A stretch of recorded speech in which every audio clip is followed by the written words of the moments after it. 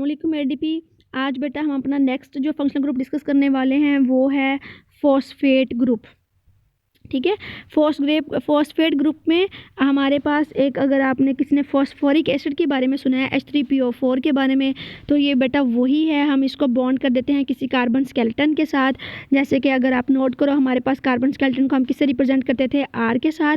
उसके साथ हमारे साथ अटैच होगा, एक मैं सेकेंड यहाँ बना देती हूँ, H3PO4 को देखें, P double bonded OH OH OH, ये है जी H3PO4 ये आप याद रखें। ठीक है, अब इस H3PO4 में बेटा क्या चीज़ अंडरस्टैंड करने वाली है कि सबसे पहले फास्फोरस जो है वो कितने बॉन्ड्स बना सकता है, वो आपने याद रखने, अच्छे से काउंट कर लें कितने बनाए फास्फोरस ने। यहाँ पे 2 बेटा हो गए डबल बॉन्डेड ऑक्सीजन के साथ, तीसरा हो गया इस हाइड्रोक्सिल ग्रुप के साथ, चौथा हो गया इस हाइड्रोक्सिल ग्रुप के साथ, और पांचवा हो गया इस हाइड्रोक्सिल ग्रुप के साथ। यानी एक फास्फोरस जो है वो मैक्सिमम कितने बॉन्ड बना सकता है, 5। अब आपने याद रखना है उसमें एक डबल बॉन्ड ऑक्सीजन है और बाकी 3 उसके साथ क्या अटैच होते हैं, हाइड्रोक्सिल ग्रुप। काउंट करें कितने हैं, नंबर 1, ठीक है, नंबर 2 एंड नंबर 3, ये 3 इसके साथ क्या अटैच होते हैं, हाइड्रोक्सिल ग्रुप। तो ये पूरे का पूरा जो है वो एक ग्रुप ऑफ एटम या एक कंपाउंड है, ठीक है, जिसको हम क्या कहते हैं, फॉस्फोरिक एसिड। हम उसे सिंपली कैसे राइट करते हैं, H3PO4। ठीक हो गया, इसे हम फॉस्फेट भी कहते हैं। अब ये फॉस्फेट जो है अगर किसी कंपाउंड के साथ कोवलेंटली बॉन्डेड हो जाए तो हम क्या कहेंगे कि ये एक फंक्शनल ग्रुप के तौर पर वहाँ एक्ट कर रहा है। अब कोवलेंटली कैसे बॉन्डेड होगा, अगर आपने पिछले लेक्चर्स तैयार कर लिए हैं तो बहुत आसानी से आपको समझ आ जाएगा कि वो अपना कोई एक हाइड्रोजन जो है वो रिलीज़ करवा देगा। लाइक इसने इस हाइड्रोजन को यहाँ से निकाल दिया, रिलीज़ कर दिया। ये हाइड्रोजन के निकालते ही यहाँ पे इसके पास ये बॉन्ड बनाने की सलाहियत आ जाएगी किसी दूसरे एटम के साथ। तो ये हाइड्रोजन को निकालते हुए किसको अपने साथ अटैच करवा लेगा, या R को, यानी कार्बन स्केलेटन किसी और कंपाउंड को अटैच करवा लेगा।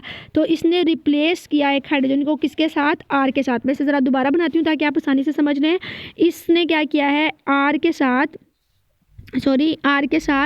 ये R के साथ किसको रिप्लेस किया, हाइड्रोजन को रिप्लेस किया।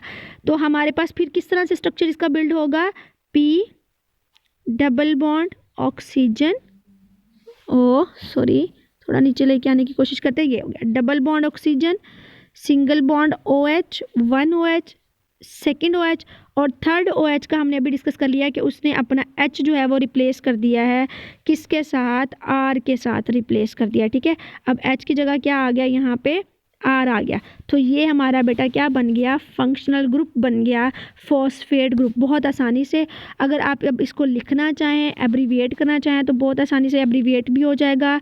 यानी कि आप लिखेंगी यहाँ पे R, ठीक है, फिर साथ में बॉन्ड हो गया है P के साथ कितने ऑक्सीजन हैं, अगर आप काउंट करेंगी तो 1 2 3 एंड 4, तो क्या लिखेंगी, O4। अब हाइड्रोजन काउंट करें कितने हैं, 1, ये जी, अगर मैं ये पहले हाइड्रोजन 1 एंड 2, तो हाइड्रोजन यहाँ पे आप कितने लिखेंगी, H2। समझ आ गया। तो इसको बड़ी आसानी से हम कह सकते हैं R बॉन्डेड टू PO4H2। आप इसे यूं भी लिख सकती हैं, बहरहाल यूं लिखना कोई ज़रूरी नहीं है, स्ट्रक्चरल फार्मूला बनाना ज़रूरी है जिसको बहुत आसानी से आपने बना लेंगी, जैसे मैंने ऊपर बना दिया। और यहाँ कहीं आपको एग्जाम्पल में भी बहुत आसानी से दिख रहा होगा, ये देखें, मैं यहाँ अगर है ही तो चलें फ़ायदा उठा लें, ये यहाँ पे भी वो आपको दिख रहा है। ठीक है, बल्कि इससे बेहतर यहाँ नहीं, ये तो एग्जाम्पल है, ये कहाँ दिख रहा है हमें जी, यहाँ दिख रहा है।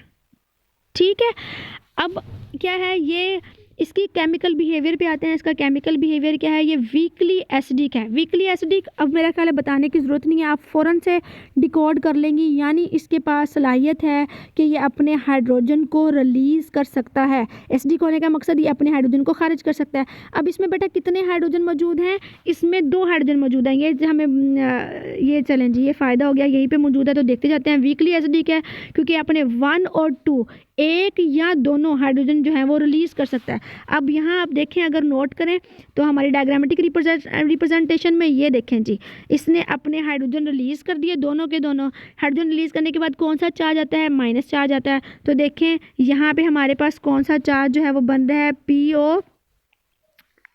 नेगेटिव ऊपर एक और नीचे दूसरा, क्योंकि 2 हाइड्रोजन रिलीज़ किए तो 2 जगह माइनस चार्ज आ गया।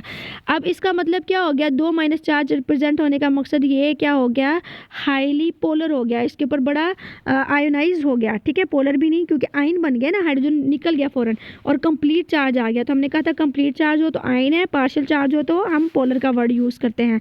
तो ये हमारे पास क्या हो गया, attraction of electron by the oxygen atoms can result in the release of 1 or 2 hydrogen atoms। जैसे हमने लास्ट में लेक्चर में भी डिस्कस किया था कि उसकी अट्रैक्शन इलेक्ट्रॉन की वजह से यहाँ से हाइड्रोजन आटम रिलीज़ हो जाएंगे और वो आयनाइजेशन फॉर्म में आ जाएगा। अगर एक हाइड्रोजन रिलीज़ होगा तो -1 चार्ज आएगा, अगर 2 हाइड्रोजन रिलीज़ होंगे तो -2 चार्ज जो है वहाँ बिल्ड होगा। उसके बाद फॉस्फेट्स की हम लोग क्या डिस्कस करने वाले हैं, हम डिस्कस करने वाले हैं इनकी केमिकल बायोडाइवर्सिटी, यानी ये कहाँ मौजूद होते हैं। Phosphates are the constituents of nucleic acid and certain lipids, यानी ये nucleic acid DNA and RNA में भी मौजूद होते हैं और इसके अलावा ये लिपिड्स में भी मौजूद होते हैं। फिर हमने इसकी क्या याद करनी है, एग्जाम्पल याद करनी है। इसकी एग्जाम्पल में यहाँ एक बहुत अच्छी एग्जाम्पल दी हुई है, बल्कि यहाँ भी मेरा ख्याल है इतनी प्रॉपर एग्जांपल नहीं, आर को रिप्रेजेंट किया है। हम फर्दर इसकी एग्जांपल देख लेते हैं। मैंने आपके लिए ज़रा सेट की हुई है एग्जांपल्स, यहाँ देखें। सबसे पहले जिन बच्चों ने शॉर्ट तैयार करना है वो इसको दोबारा पढ़ लें यहाँ पे कि हमारे पास क्या है, फॉस्फेट का फंक्शनल ग्रुप है जिसका स्ट्रक्चर क्या है, यहाँ पे उसका स्ट्रक्चर रिप्रेजेंट कर दिया गया। अगर मैंने पहले भी बताया था आप यहाँ आर लिख देंगी तो इसका जनरल फार्मूला भी कहलाएगा। उसके बाद इसका स्ट्रक्चर हम नीचे डिस्कस कर रहे हैं थेरेटिकली कि कैसा होता है। इन फॉस्फेट ग्रुप्स आ phosphorus atom is bonded to sorry ये लेते हैं।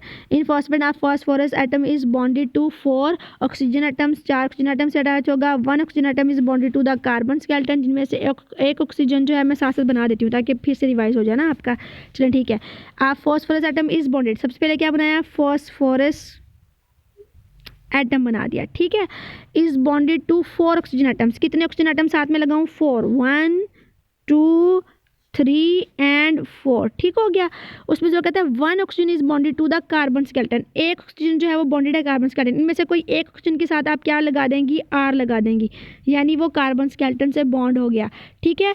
उसके बाद 2 oxygen carry negative charge, 2 oxygen के ऊपर क्या मौजूद होगा, नेगेटिव चार्ज मौजूद होगा। ये यहाँ देखें 2 oxygen carry negative charge, abbreviated P. उसके बाद क्या होगा, अगर 2 नेगेटिव चार्ज रखते हैं तो उसका मतलब हो गया कि फास्फोरस का एक ऑक्सीजन जो है वो अपनी वैलेंसी पूरे किए हुए है, यानी कि वो डबल बॉन्डेड टू ऑक्सीजन है, ठीक हो गया। तो ये बहुत आसानी से स्ट्रक्चर यहाँ पे हमें समझ आ गया, हम इसको यहाँ से बिल्ड कर सकते हैं। अब आ जाएं जी इसकी एग्जांपल्स पे बेटा। तो एग्जांपल्स इसकी क्या हैं, ये आ गया, ठीक है। एग्जांपल्स ऑफ फास्फेट, तो ये किस में मौजूद होता है, फॉस्फेट बेटा मौजूद होता है nucleic acids, all contain phosphate, तमाम न्यूक्लिक एसिड जो हैं उनमें फॉस्फेट मौजूद होगा। तमाम न्यूक्लिक एसिड से मुराद डीएनए एंड आरएनए। उसके बाद एटीपी द एनर्जी मोलेक्यूल, आप सब फेमिलियर हैं एटीपी से, मैंने इसका फुल फॉर्म आपको बताया हुआ था, एडिनोसिन ट्राइफॉस्फेट। ये हमने माइटोकॉन्ड्रिया में इसको प्रिपेयर किया था और बहुत डिटेल से डिस्कस किया था कि ये हमारा एनर्जी रखने वाले पैकेट्स हैं, इनके थ्रू हम एनर्जी को ट्रांसफ़र कर सकते हैं from one molecule to the other molecule. तो ये वो हो गया। उसके बाद डीएनए और आरएनए की बैकबोन तो हमने डिस्कस कर ही ली, ऊपर न्यूक्लिक एसिड्स में ये मौजूद है। उसके बाद molecules that accept hydrogen such as NAD+ और FAD+ कंटेन फॉस्फेट, वो तमाम मोलेक्यूल जो कि हाइड्रोजन को एक्सेप्ट कर पाते हैं, उनकी एग्जांपल दी हैं nicotinamide dinucleotide and flavin adenosine dinucleotide, वो सारे के सारे क्या कर सकते हैं, फॉस्फेट रखते हैं। तो ये बेटा इसकी एग्जांपल्स हो गई। तो आपने एग्जाम्पल कम अज़ कम एटलीस्ट 1 और 2 एग्जाम्पल्स, ये एग्जाम्पल्स भी हैं। और देखें ये बेटा उसकी केमिकल बायोडाइवर्सिटी भी हो गई कि ये कहाँ कहाँ मौजूद है, दोनों में ये यूज़ हो जाएगा, ठीक है। फ़ी अमानिल्लाह।